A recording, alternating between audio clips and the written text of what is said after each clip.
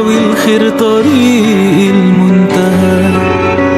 السلام عليكم حبيباتي، وش راكم؟ لاباس ان شاء الله كامل تكونوا متهنين وبصحة جيدة. اليوم ان شاء الله جبت لكم وصفة تاع خبز الدار يجي خفيف ومهوي ما شاء الله.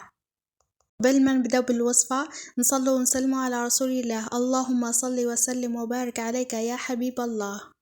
نبداو بالمقادير على بركة الله. هنايا راح نعطيكم المقادير بالميزان وبالكيلة.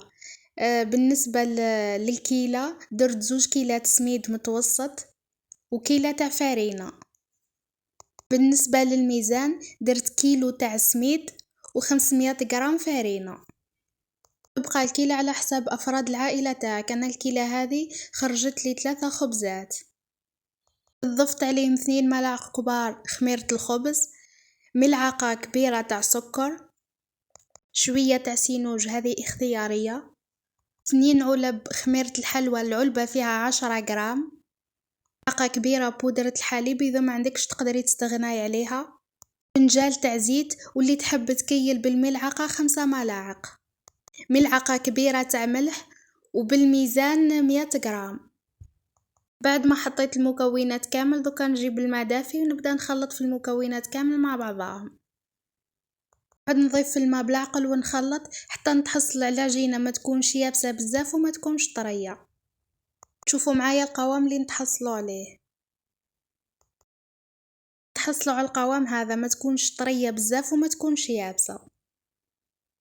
وتبقى كل وحده والسميد تاعها، كاين اللي السميد تاعها يشرب وكاين اللي ما يشربش.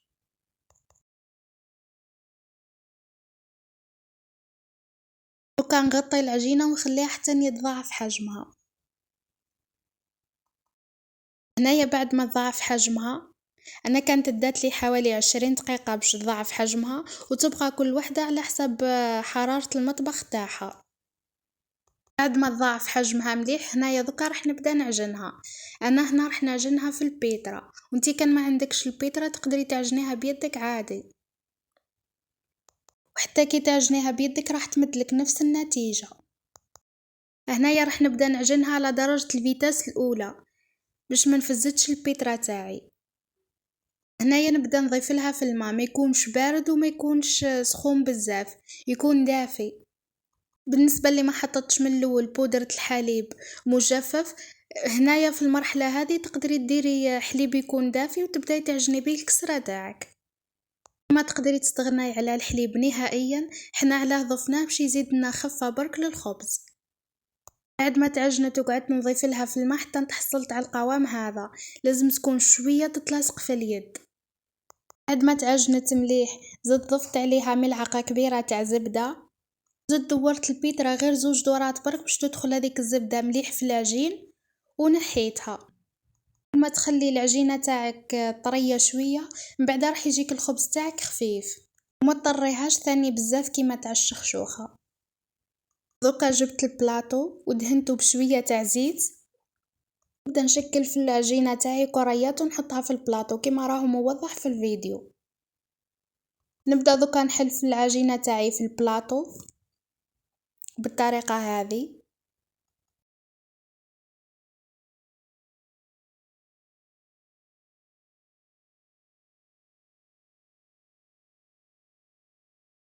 ما حليت الخبزه تاعي كامل في البلاطو، دوكا نزيد نغطيها ونخليها حتى يضاعف حجمها.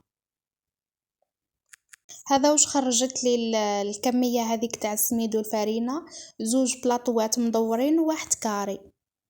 بعد ما ضاعف حجم الخبز جبت 2 حبات بيض، ضفت معاهم شويه تاع زيت وقطرات تاع خل باش نحيو ريحه البيض، ونبداو ندهنوا الخبز من فوق. تبداو تدهنوا في البيض من فوق في الوجه تاع الخبز، تدهنوا غير بالعقل برك باش ما تكسروش الخمور تاع الكسره تاعكم.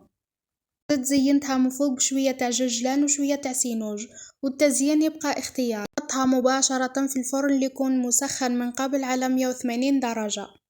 ما طابت قصيت لكم تشوفوها كيفاه جات مهويه وخفيفه ما شاء الله. ان شاء الله الوصفه تاع اليوم تكون عجبتكم وتجربوها وتبعثوا لي تطبيقاتكم. ما تبخلوش عليا بتعليق حلو كيفكم، وبجام بارطاج مع اصدقائكم.